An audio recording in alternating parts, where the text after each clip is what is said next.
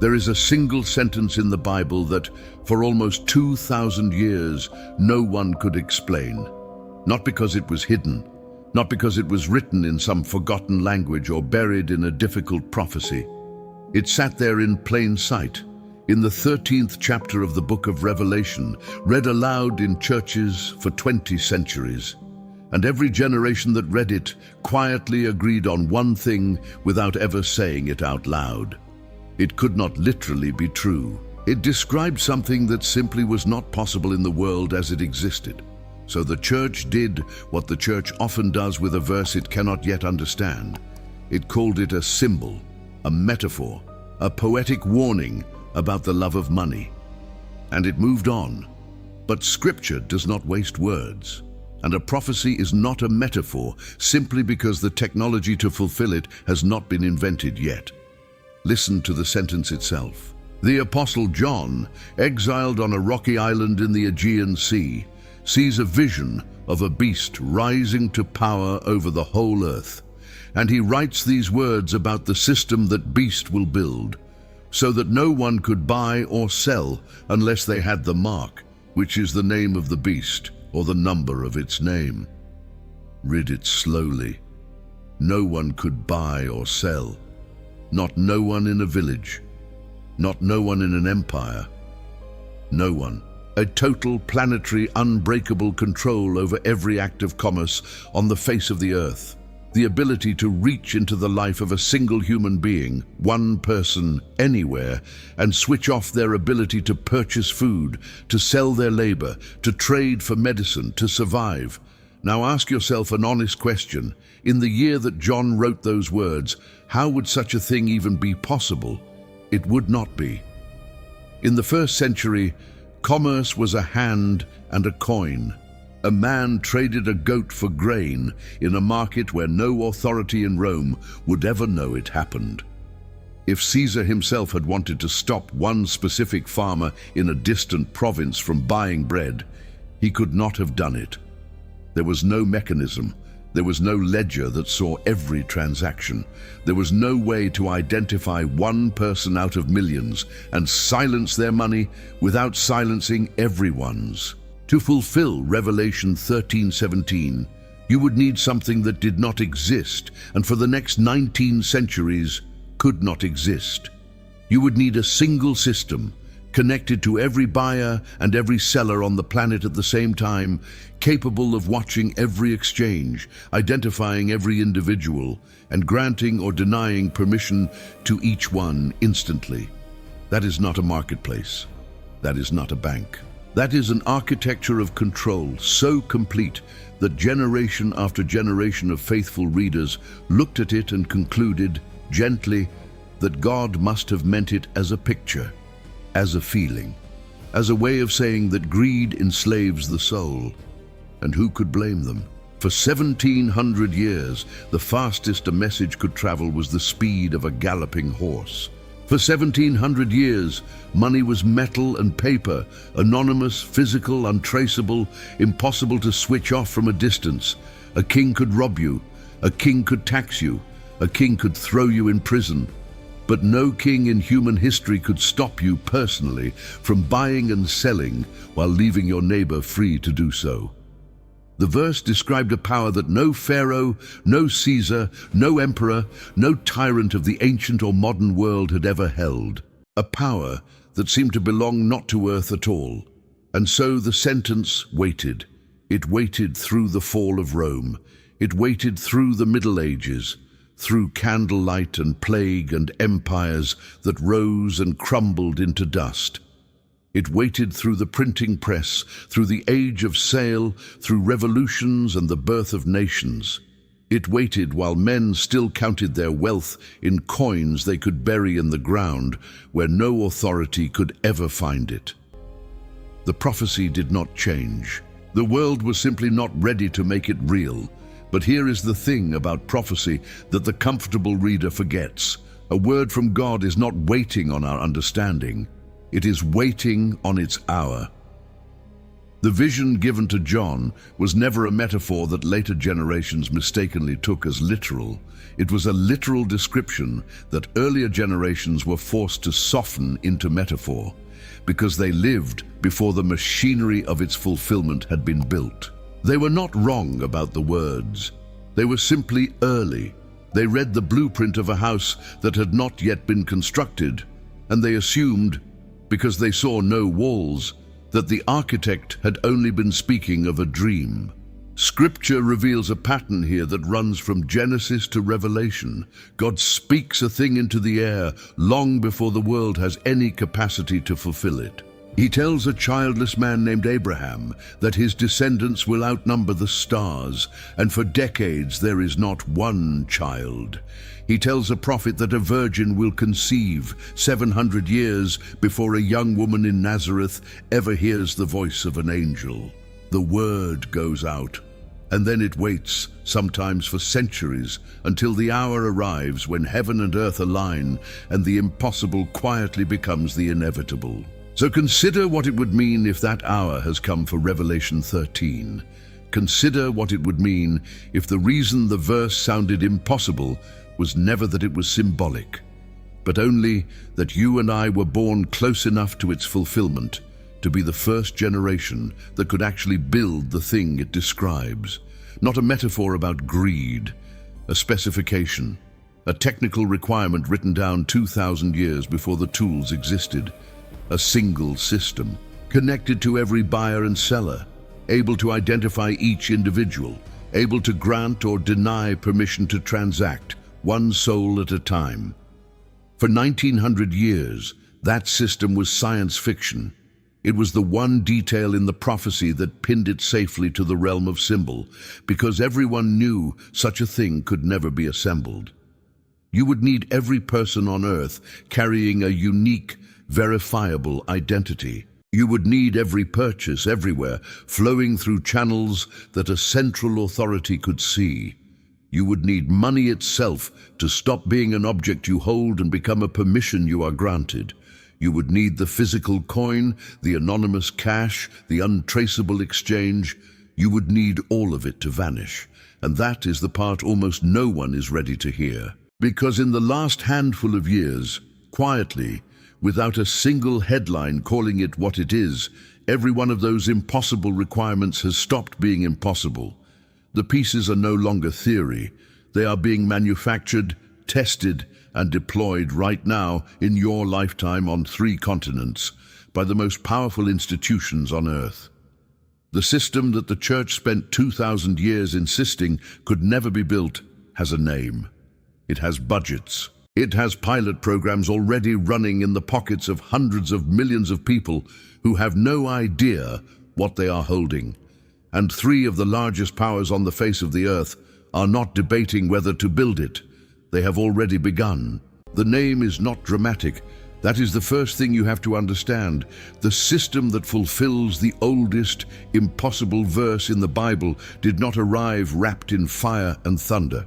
It arrived in the dull grey language of central banking, in policy papers and pilot programs under a set of initials that most people have never heard spoken aloud. Central bank digital currency. 4 flat, forgettable words. The most important 4 words about the future of money that almost no one in the pews has ever been taught to fear. To understand what a central bank digital currency actually is, you have to first understand what it is not. It is not the money in your banking app. When you look at your account on your phone and see a number, that number is a promise. It is a record kept by a private bank that says, if you walk in and demand it, they owe you that many physical dollars. The cash is still the real thing underneath. The digits on your screen are just a reflection of it. It is not the card you tap at the coffee shop. That card is simply a faster way to move those same old dollars from your bank to theirs. And it is emphatically not Bitcoin or any of the private digital currencies that were, in fact, invented precisely to escape central control. Hear that clearly, because the enemy of understanding is confusion. The tools you already use are not the thing being described. They are the doorway the thing walks through. A central bank digital currency is something the world has never had before. It is money issued directly by the central bank of a nation, not a promise about dollars, but the dollar itself, existing only as a digital entry, controlled at its source. There is no paper underneath it. There is no private bank standing between you and the state. There is only you, your identity, and a ledger owned by the most powerful financial authority in your country, recording every unit of currency you hold and every single thing you do with it. And here is where the grey language turns to something else entirely. Because money that exists only as an entry in a central ledger can do something that a coin in your hand can never do. It can be told what to do. The technical word they use is programmable. Programmable money. Say it and let it settle. Because it is the hinge on which this entire prophecy turns. A dollar bill in your pocket is stupid, and its stupidity is your freedom. It does not know who you are. It does not know what you are buying. It does not care whether it is Sunday or midnight, whether you are purchasing bread or a Bible or a bus ticket out of town. It obeys no one but the hand that holds it. But programmable money is different by design. Programmable money carries rules inside it. It can be built so that it knows what it is permitted to buy. It can be built so that it stops working at a certain date, forcing you to spend it before it expires. It can be built so that it functions in one neighborhood and not another, for one kind of purchase and not another, for one person and not the man standing beside him. This is not speculation about some distant dystopia. These are the openly stated capabilities that the architects themselves describe in their own documents. The head of one of the most powerful international banking bodies on earth sat before cameras and explained the difference between the old cash and the new money with a chilling honesty. With physical cash, he said, the central bank does not know who is using it or what it is used for. But with the new digital currency, the central bank will have absolute control over the rules that govern how every unit is used, and the technology to enforce that control. He did not whisper it. He said it plainly, as a feature, as progress, as the reason to build it. Now hold that admission next to the ancient verse, so that no one could buy or sell unless they had the mark. For 2,000 years, the obstacle was simple. There was no way to sit at the center of all human commerce and grant or deny permission to each individual. Cash made that impossible because cash answers to no central authority. But a currency that exists only as a permission in a central ledger removes the obstacle completely. The state no longer needs to send soldiers to your door to control what you buy. It only needs to change a rule in the code of the money itself. And in an instant, from a room you will never see, a single individual can be told what they may purchase, where and whether they may purchase anything at all. China has already built it and put it in the hands of hundreds of millions of its people. Their digital currency is not a pilot on paper. It is running in real cities, in real wallets, tested at the largest scale in human history, in a nation that already scores the obedience of its citizens and restricts the movement of those who fall out of favor. The European Union has moved past debate and into development, openly designing a digital euro for a continent of hundreds of millions. And in the United States, the conversation that was unthinkable a decade ago is now held in the halls of the central bank and the chambers of Congress, argued not as fantasy, but as policy. The three great centers of financial power on earth are not asking whether money will become programmable. They are competing over who will program it first. And I have to stop here and speak to you directly, because there is something I prepared for a moment exactly like this one. I put together a resource that goes deeper into what we are uncovering together, the way the ancient words of Scripture are pressing up against the events of our own day, and how a believer is meant to read the times without falling into either blindness or fear. It brings the kind of clarity that most Christians spend years searching for and never quite find, because no one ever sat them down and connected the prophecy to the pattern. If you have ever felt deep in your spirit that something was missing from what you have been taught, that the world is moving in a direction the Sunday sermon never prepared you for, then this was made for that exact feeling. Scan the QR code on your screen or click the first link pinned in the comments. It is my gift to you, because we have only described half of the machine. A system that grants or denies permission to buy and sell can only be total if there is no way around it. And as long as one thing still exists in the world, one old stubborn anonymous thing that answers to no central ledger and carries no rules inside it, the system has a hole in it, a crack of freedom, an escape. That thing is cash, the physical coin, the paper bill, the last form of money on earth that no authority can watch, no code can govern, and no central bank can switch off. As long as it exists, Revelation 13:17 cannot fully close, because a man denied by the digital system could still hand another man a coin and survive in the shadows. Which raises the one question that decides everything. What happens to a prophecy of total control when the last anonymous money on earth begins, quietly and voluntarily, to disappear? You do not have to imagine it, because in one nation far to the north, it already almost has. Sweden did not decide to abolish cash. No parliament voted it away. No decree outlawed the coin. There was no moment of alarm, no protest in the streets, no headline warning the nation that something ancient was slipping through its fingers. It simply vanished, slowly, softly, and by the free choice of the very people who were losing it. And that is what makes it the most important warning on the face of the earth right now, because it shows us exactly how the impossible becomes ordinary. Not by force, by convenience. Walk into a shop in Stockholm today, and you may find a small sign in the window that would have been unthinkable to any generation before ours. We do not accept cash. Not we prefer cards. Not cash is discouraged. We do not accept it at all.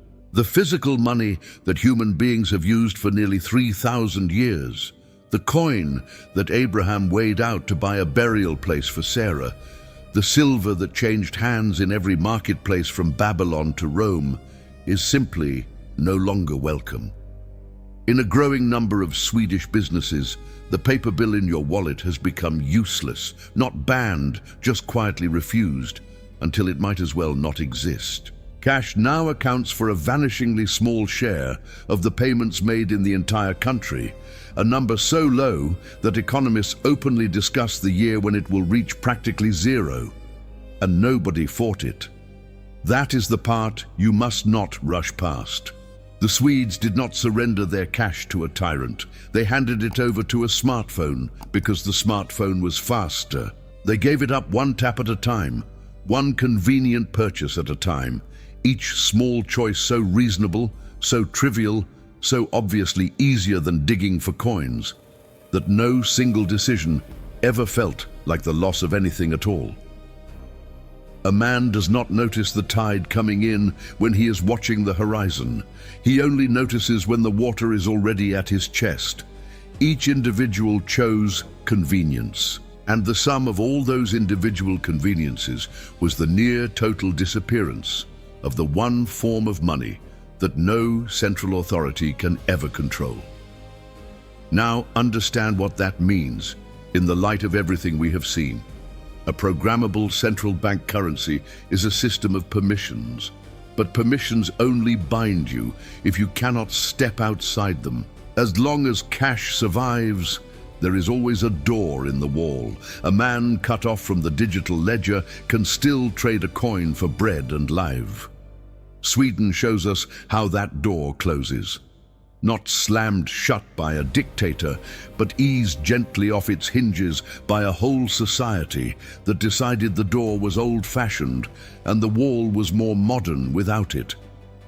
And when the last shop refuses the last coin, the escape from the system is not forbidden. It is simply gone, and no one can quite remember when it left. But even a cashless society still has one small friction remaining.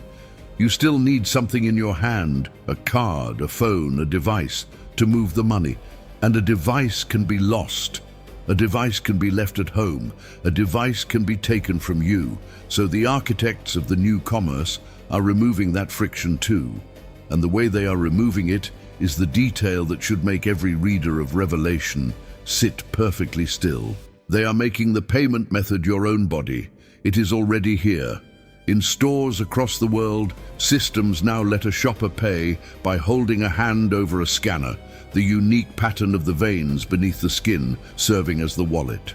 In airports and border crossings, your face is the ticket, cameras matching your living features against a database in less than a second. Payment by fingerprint, payment by the iris of the eye, payment by the geometry of a face you cannot leave at home, cannot lend to a friend, and cannot ever change. The technology industry calls it seamless, frictionless, the future of retail.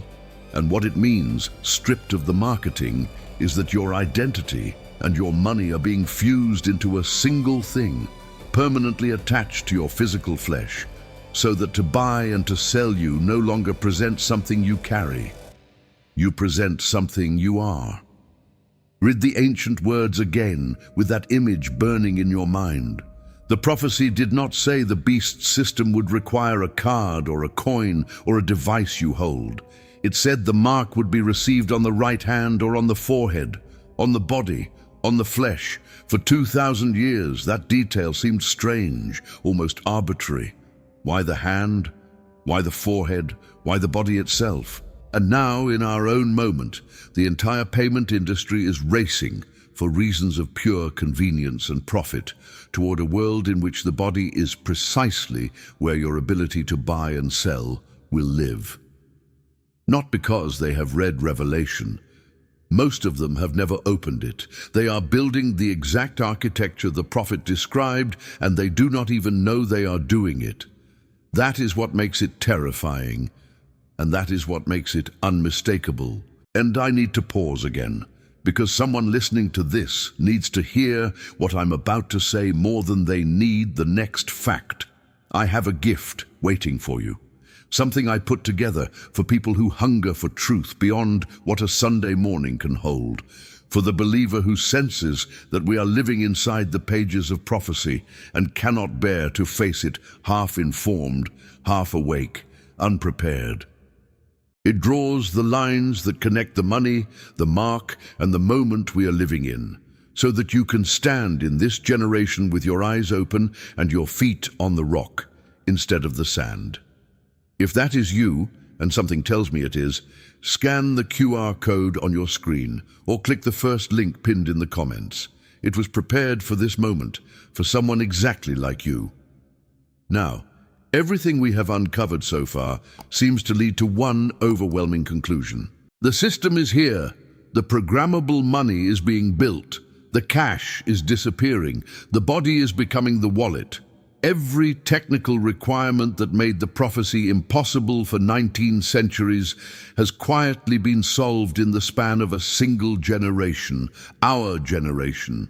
And the natural reaction, the reaction that floods the heart of anyone who truly sees it for the first time, is a kind of rising alarm, a sense that the walls are closing, a temptation to point at the card in your hand, the phone in your pocket, the scanner at the store, and cry out that this is it, this is the mark, it has come. But here is where I have to slow you down, because the verse says something more specific than the fear wants to hear. And the reason almost no one is alarmed by any of this, the reason the whole world is walking into it smiling exactly as Sweden smiled, is the very same reason that a whole generation once ate and drank and married and built and planted and never once looked up, right up until the morning the rain began to fall and the door of the ark swung shut. There was a warning in their sky too, and they read it as weather. When the disciples came to Jesus privately and asked him what the sign of the end of the age would be, he did not point them to armies or to earthquakes or to blood in the sky. He pointed them to a kitchen table. He reached back across thousands of years and drew out the single most ordinary scene he could find. And he said this, "As it was in the days of Noah, so it will be at the coming of the Son of Man. For in the days before the flood, people were eating and drinking, marrying and giving in marriage, up to the day Noah entered the ark. And they knew nothing about what would happen until the flood came and took them all away." Sit with the strangeness of that answer. If you were warning a generation about the greatest catastrophe in the history of the world, what scene would you paint? You would paint the flood itself. The screaming, the water rising, the mountains vanishing beneath the deep. But Jesus does not paint the flood. He paints breakfast. He paints a wedding. He paints the most normal, forgettable human afternoon you can imagine. People eating, drinking, marrying, planning next season's planting, arguing about small things, laughing at small jokes. And he says, that is the sign, not the horror, the normalcy. The catastrophe of the ancient world announced itself not with alarm bells, but with the soft, ordinary sound of a generation going about its business, completely unaware that the world was ending. And notice the exact words the Lord chose. They knew nothing about what would happen until the flood came. They knew nothing. It was not that they were warned and rebelled. It was not that they saw the danger and defied it. They simply did not know. The information was available. Noah was building an enormous ark on dry ground in plain sight, hammering the same warning into every plank for decades. But knowing a fact and perceiving a threat are two entirely different things. The people of Noah's day had all the data. What they did not have was the discernment to read it. To them, the ark was a curiosity, an eccentric old man's project, a strange sight on the edge of town that they had grown so used to that they no longer even saw it. The warning had become part of the scenery. This is the deepest and most uncomfortable truth about how prophecy is fulfilled, and you must let it reach you. The great deceptions of history do not arrive looking like deceptions. They arrive looking like progress. They arrive looking like convenience, like safety, like the obvious and reasonable next step that only a paranoid fool would resist. The people of Noah's generation were not destroyed because they were uniquely wicked in some cartoonish way. They were destroyed because they were comfortable, because life felt normal right up until the final morning, because the slow, gradual approach of judgment never once crossed the threshold of their attention, never once interrupted the eating and the drinking and the marrying long enough for a single one of them to look up and truly see. And that is precisely, exactly, the mechanism you have watched at work in everything we have uncovered. No one in Sweden felt a door close. They felt a phone get faster. No one holding a hand over a payment scanner feels the flesh being fused to the ledger. They feel a checkout line move quickly. No one adopting a programmable currency experiences the arrival of total control. They experience a convenient app, a small reward, a reasonable upgrade that everyone else is already using. Every single step is comfortable. Every single step is normal. Every single step is eating and drinking and marrying right up to the day the door swings shut. The architecture of Revelation 13 is not being built against the will of the people. It's being built with their applause, one convenience at a time, exactly as the ark was ignored by a generation that had grown too comfortable to look. There is an old and cruel picture that captures it. A frog dropped into boiling water will leap out instantly because it feels the shock and knows the danger. But a frog placed in cool water that is heated slowly, 1 degree at a time, will never jump. It will sit and adjust and sit and adjust, feeling nothing alarming in any single moment, until the water that once was safe has quietly become the water that kills it. Whether or not the frog is true of frogs, it is devastatingly true of men. We are built to react to the sudden and the violent. We are almost blind to the gradual. And every gradual thing the enemy of our souls has ever done, he has done for exactly that reason. Because a change slow enough is a change no one resists, and a warning old enough is a warning no one hears. This is why the Lord did not tell his people to watch for the flood. You cannot prepare for a flood while it is drowning you. He told them to watch for the days that come before it, the ordinary days, the comfortable days, the days that feel like nothing is wrong at all.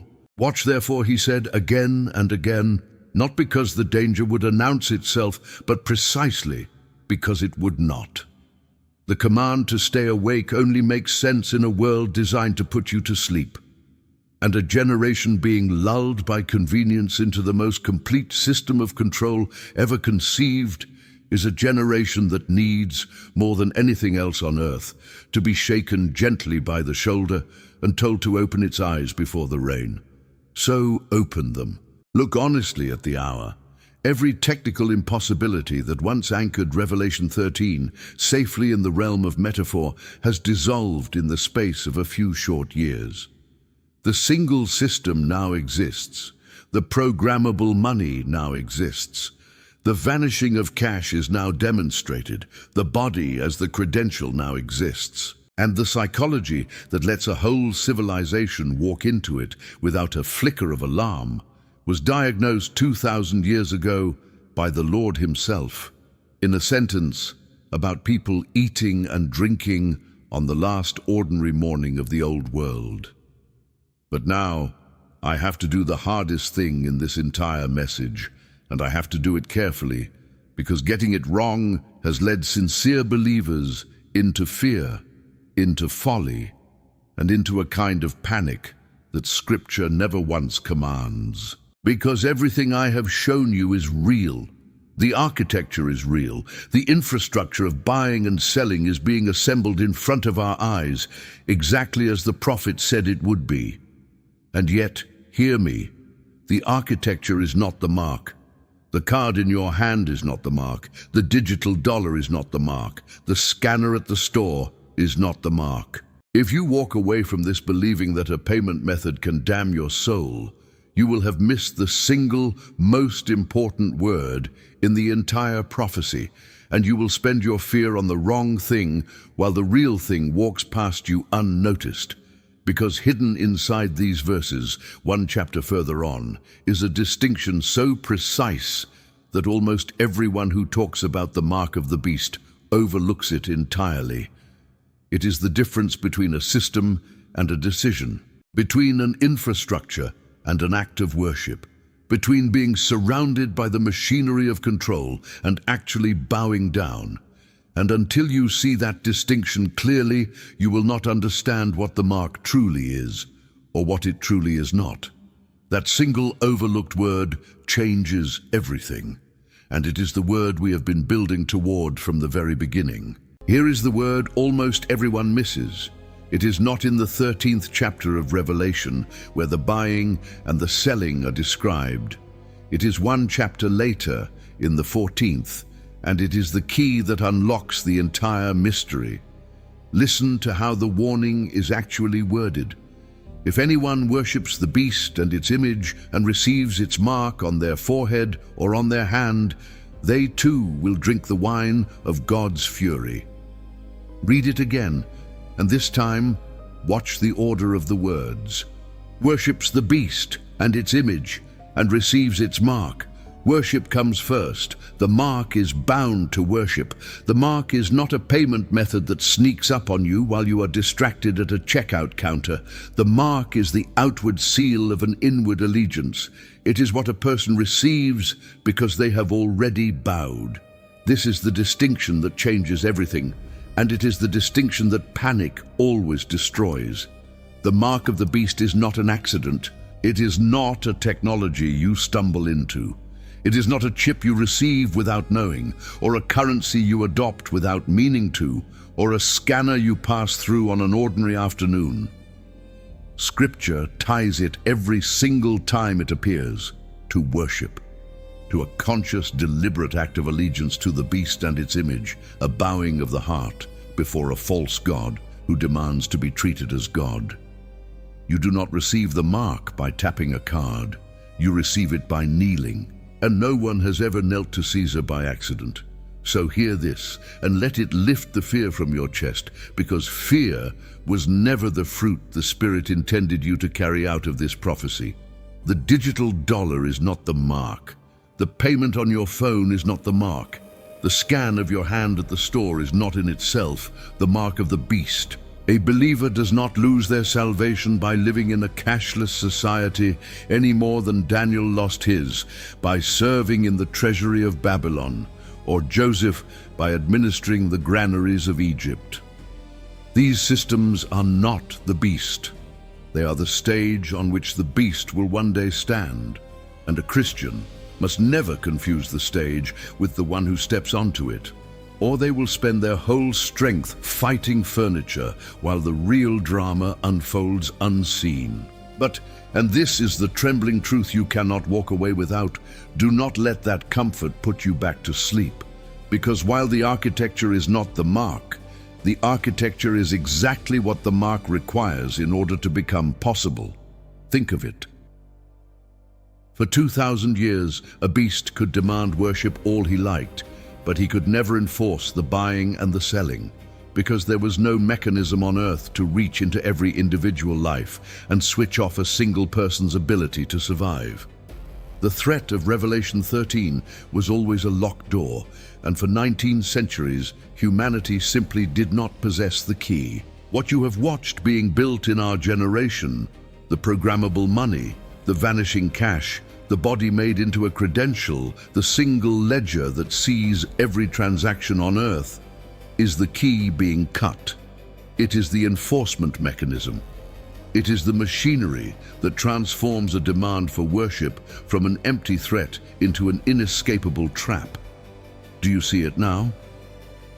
The infrastructure and the mark are not the same thing, but the infrastructure is what makes the mark enforceable. A tyrant who says, "Worship me or you cannot buy or sell," is powerless if cash still flows in the shadows and no one can track your bread.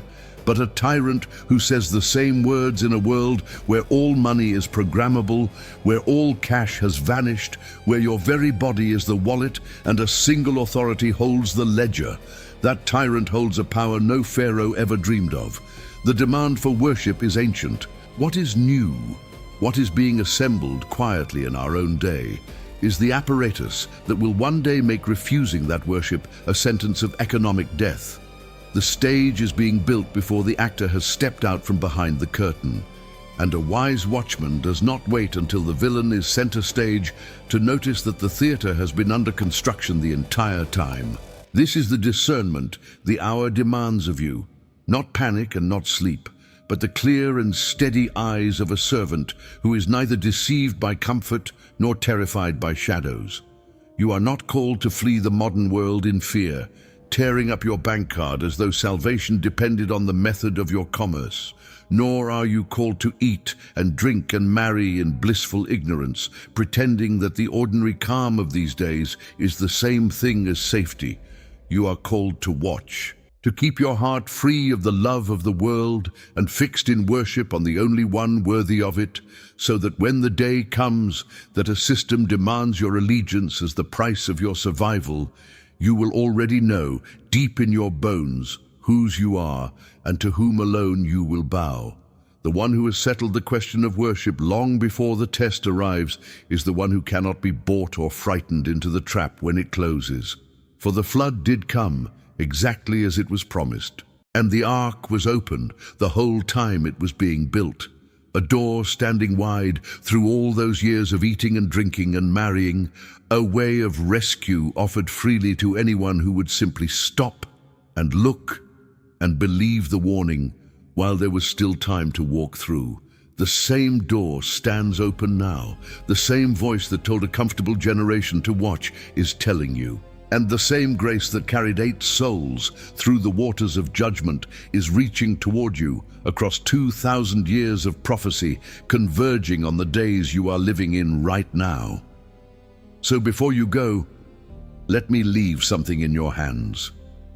I prepared a gift specifically for those who hunger for the deeper truth of these times, not the shallow version, not the fear-driven version, but the real, steady, scriptural understanding of the hour we are living in. It was made for those who feel the strangeness of these days and refuse to sleep through them, for those who want to read the signs without losing their peace, for those who sense that the Lord placed them in this exact generation on purpose for a reason they are only beginning to understand. If any of that sounds like you, scan the QR code on your screen or click the first link pinned in the comments. It is waiting for you, and it was made for exactly where you are right now,